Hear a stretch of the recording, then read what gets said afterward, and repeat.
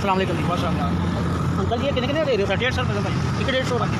अच्छा तो जे मैं सारे घट को लेना 1500 ਦੇ ਬਣਦੇ ਨੇ ਸਾਰੇ 1500 ਦੇ ਬਣਦੇ ਤੇ 9 ਪੀਸ ਲੈਂਗੇ ਇੱਕ ਹੋਰ ਹੈਗਾ ਇਹ ਲਾ ਲੈ ਇੱਕ ਪੀਸ ਹੋਰ ਲਾ नाम की अपना? ਤਾਜ ਮੁਹੰਮਦ ਤਾਜ ਮੁਹੰਮਦ ताज मोहम्मद। अच्छा अंकल जी ਇਹ 'ਚੋਂ ਕੀ ਬਚ ਜਾਂਦਾ ਤੁਹਾਨੂੰ?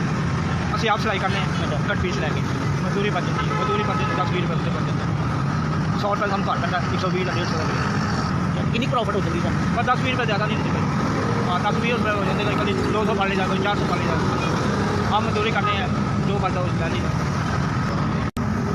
गरीब आदमी भाजी मजदूरी है बच्चे ने रोटी बना ली है और कम ही नहीं लगता पाया कोई भी अच्छे आगे बह जाए खर्चा पानी अपना बना लीदा 100-200 बना लीदा शुक्र अल्लाह ताला 200-300-400 हवाई रोती है कोई 400 लग गया कभी 500 कभी 200 मजदूर से ਤੇ ਅੱਜ ਕਿੰਨੇ ਵਜੇ ਆਏ ਹੋ? आज मैं आया 1 बजे ਭਾਈ ਸਾਹਿਬ ਕਿੰਨੇ ਦਾ ਕੰਮ ਹੋ ਗਿਆ? 500 रुपये खा लिया ਤੇ ਜੇ ਮੈਂ ਸਾਰੇ ਘਟ ਕੋ ਲੈਣਾ ਵਾ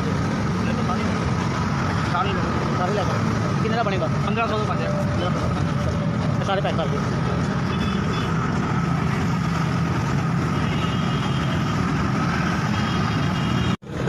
लो अंकल जी बैठ मेहरबानी जहाँ पे बड़ा भला किया तुझे मेहरबानी थोड़ी बच्चे रोटी बन गई है शुक्र अल्लाह ताला का हम जाके अल्लाह भला करे भाई मैं सवेरे 5 सेट भेजे ने आप थोड़ी बड़ी मेहरबानी है तुझे सारी सेट ले लेते हैं मेरे को चलो मेरे बच्चे रोटी बन गई है शुक्र अल्लाह ताला का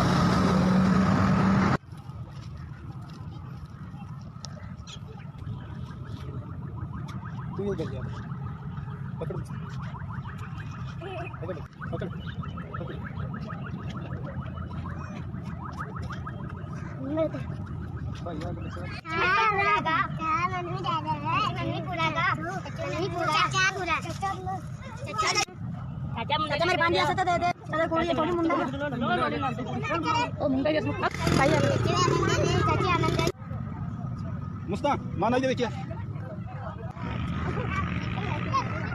ये कुछ